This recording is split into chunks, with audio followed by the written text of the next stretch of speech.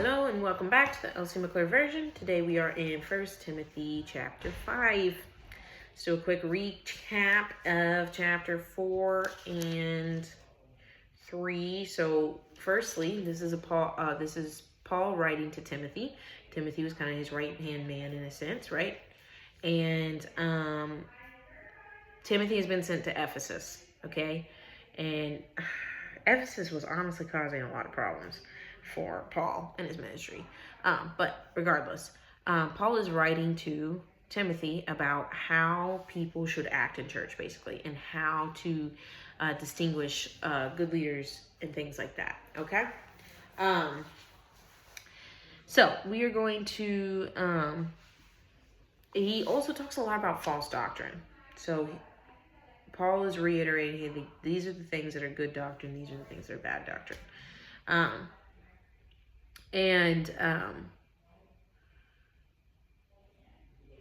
That's kind of the gist of so far of everything. So we're going to pick up in verse 14 of chapter 4, and then we're going to go straight into chapter 5, okay? All right. Verse 14 of chapter 4. Do not neglect the gift you have, Timothy, which was given you by prophecy when the council of elders laid their hands on you. Practice these things, immerse yourself in them, so that all may see your progress. Keep a close watch on yourself and on the teaching. Persist in this, for by doing so, you will save both yourself and your hearers. So by allowing people to see his progress, it is also helping people see why we follow Christ, okay? So, chapter 5, verse 1. Do not, will save both yourself and your hearers. Do not rebuke an older man, but encourage him as you would a father. Younger men as brothers. Older women as mothers. Younger women as sisters in all purity. That's really fascinating that Paul puts that in there. Right? He says, do not rebuke an older man, but encourage.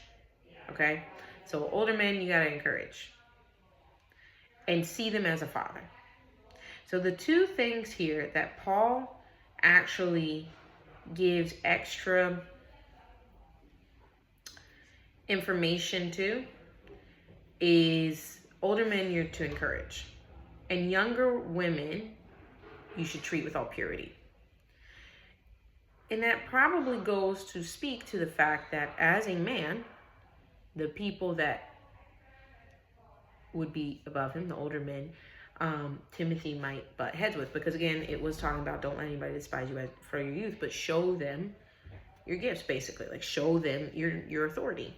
And this is to keep Timothy humble, but also this is very common with anybody, like whether you're a female or you're a male, the gender you are, the older people above you are usually the people you'll bump heads with, okay?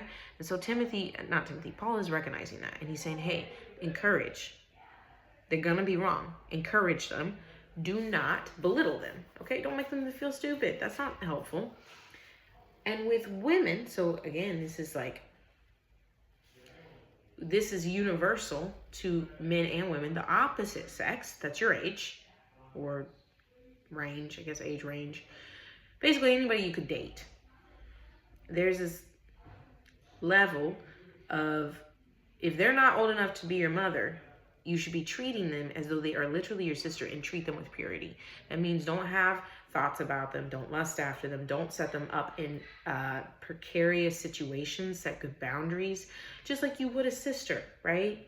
There's most of us who have siblings don't even want our siblings to touch us for most of our lives. We're like, yo, get out of our room. Leave us alone, right? So, those are the only two that Paul distinguishes and makes extra comments to. And I think that speaks to a lot of how relationships should be. So to continue, verse 3. Honor widows who are truly widows. It's interesting.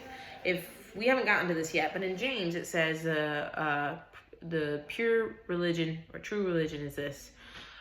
To take care of the widows and the orphans. That is religion. That's what religion is. And so here Paul is reiterating, like, we are going to, like, honor widows who are truly widows. Verse 4, but if a widow has children or grandchildren, let them first learn to show godliness to their own household and make some return to their parents. So,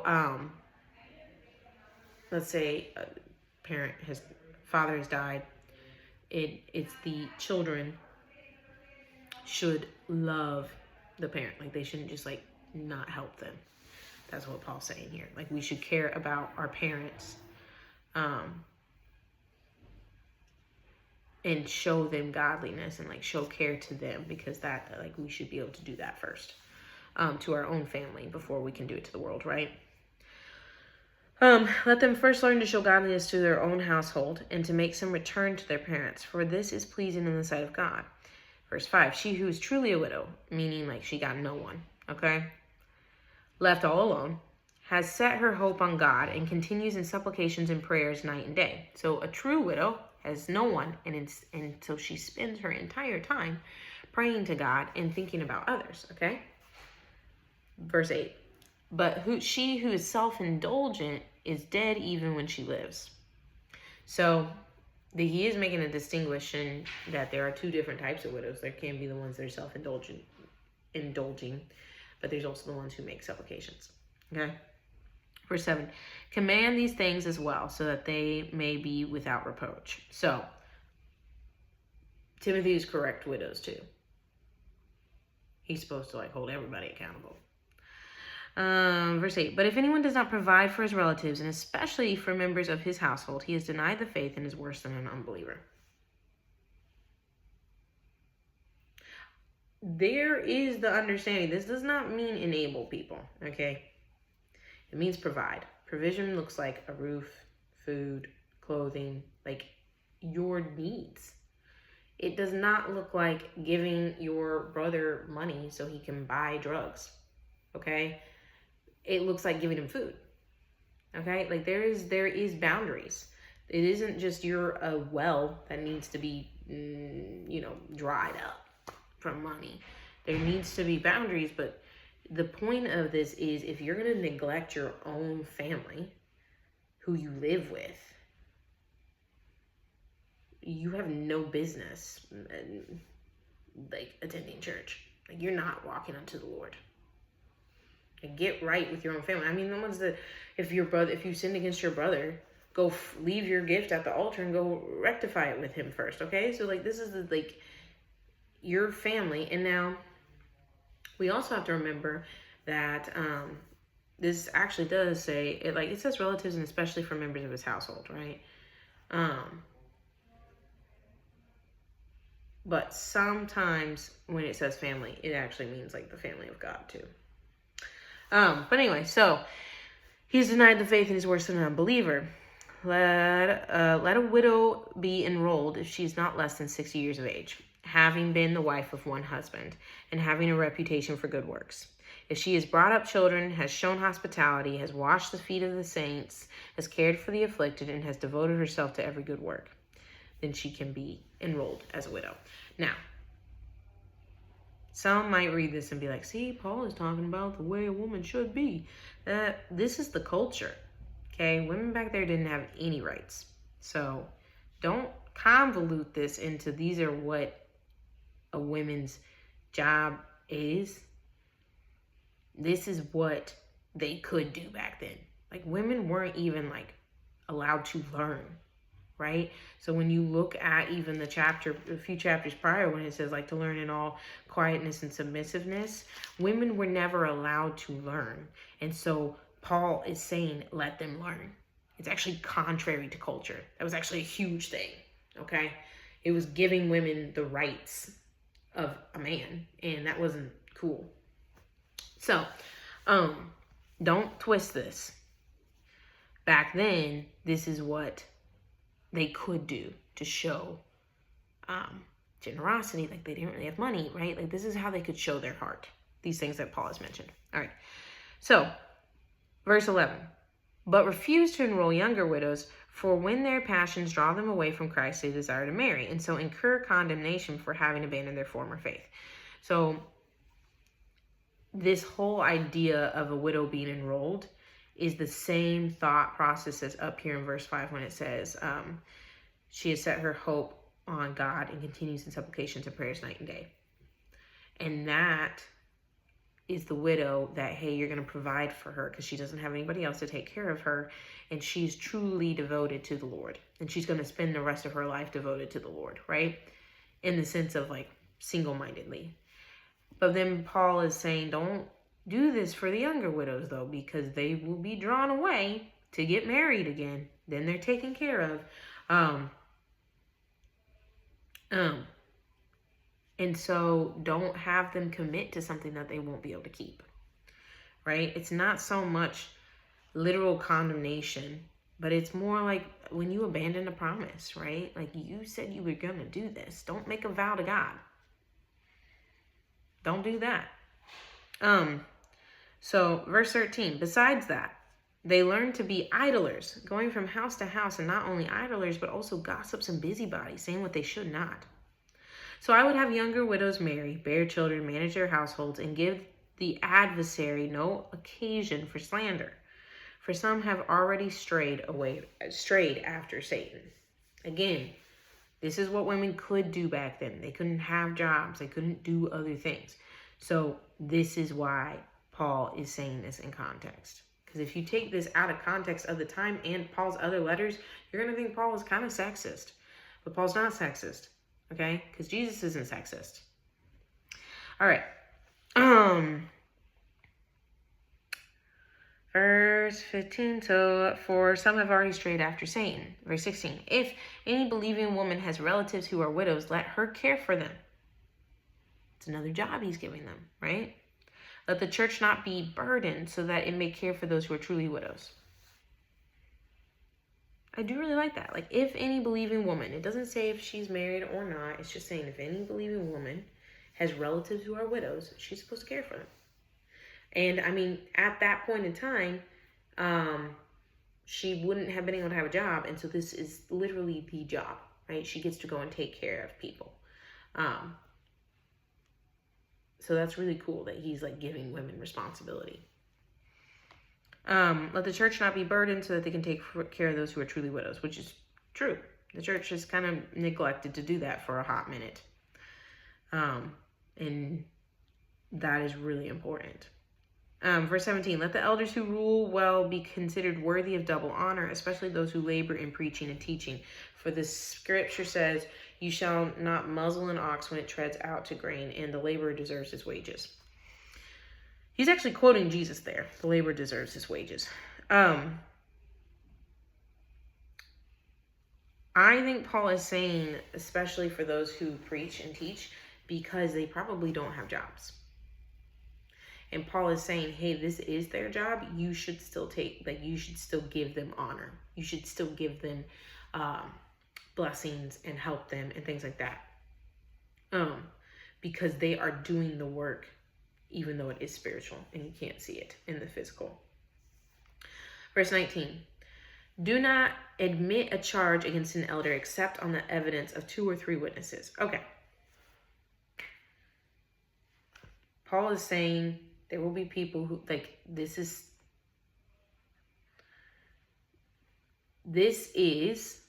for those who have people who just throw charges left and right, okay?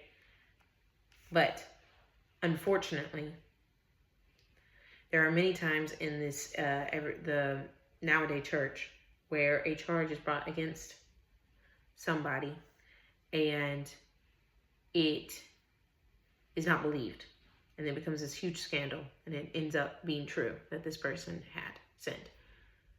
And here's what I would say to that.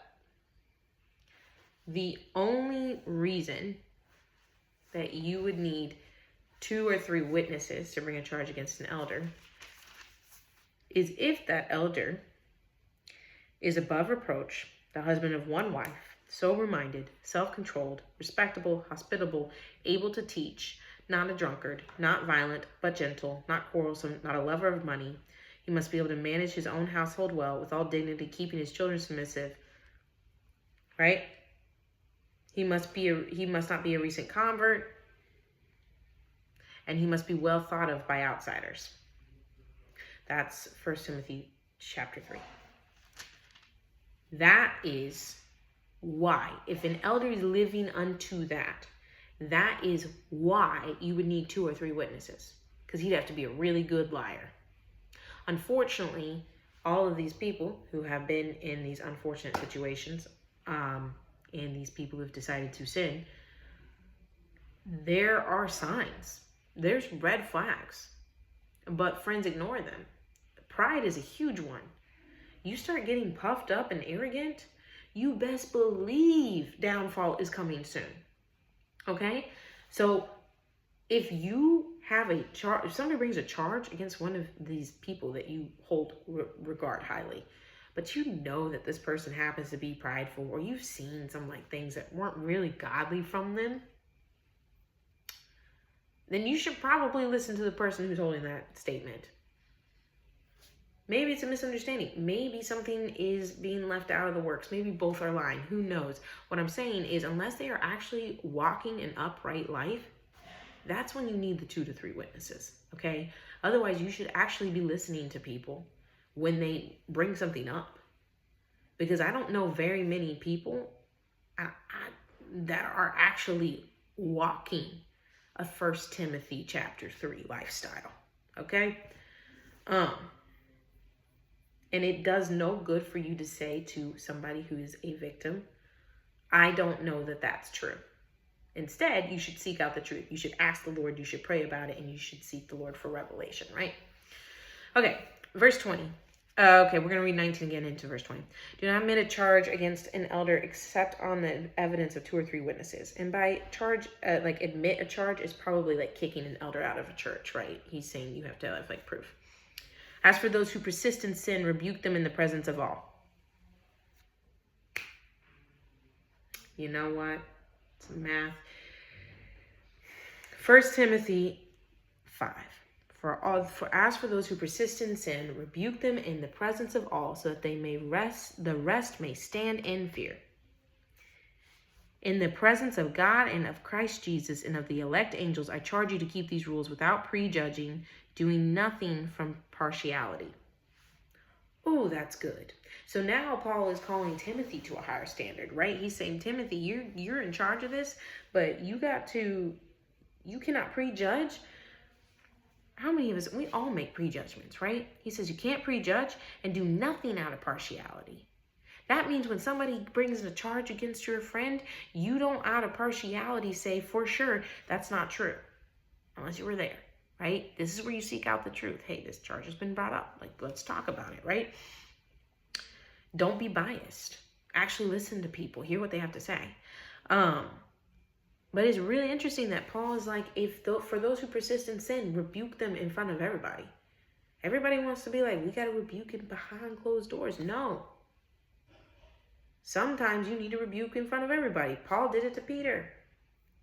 He talks about it in Galatians 2. Right?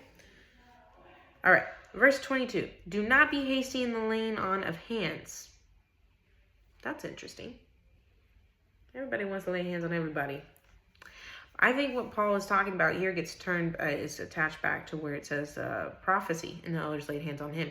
What he's saying, because as we read, do not be hasty in the laying on of hands, nor take part in the sins of others, but keep yourself pure. Keep yourself pure. Don't be too quick to put your reputation on the line for somebody else. Hear me out. To say, I know that's a good person. Let me honor them, right? Paul honors a lot of people, but he's vetted them. He knows them, right? He's not talking about some politician and saying, oh, I know them, right? He's saying, don't be hasty in laying on hands. Don't be hasty and giving people a recommendation, right? Nor take part in the sin of others, because by being hasty and giving people recommendation, you could end up partnering in their sin. And so Paul is teaching Timothy to be wise, be slow to speak, right? 23, no longer drink only water, but use a little wine for the sake of your stomach and your frequent ailments. I have no idea what Timothy was dealing with, but that is hilarious because wine actually is kind of confusing because, one, drinking wine is not a sin, nor drinking alcohol. But it's just interesting because alcohol kills your immune system in your stomach. So I don't really know what this is. But it's also funny that he just says, he's like giving Timothy like a bullet point list of, hey, these are the things you need to do. And he just throws in there like, yo, you guys stop just drinking water. Drink some wine. As sometimes Paul be all over the place. And then he goes into 24. The sins of some people are conspicuous, going before them to judgment, but the sins of others appear later. Hidden sins. That's good. The sins of some people are conspicuous. And this is also why Paul's saying don't prejudge, because you might be able to tell what somebody sins with, but you have no idea what another person sins with, right? You have no idea. You can blatantly see this person sin, but you can't blatantly see their sin, but everybody does sin. So don't prejudge. All right, 25. So he says, we're going back to 24. The sins of some people are conspicuous, going before them to judgment. That's crazy. But the sins of others appear later. So also good works are conspicuous, and even those that are not cannot remain hidden. Good things won't remain hidden. The truth will never remain hidden. It will always come out. So that was a pretty jam-packed little chapter.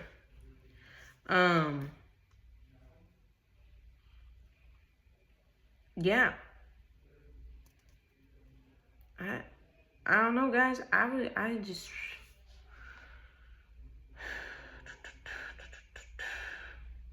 I think it would be a good time to reflect on times where you've maybe prejudged.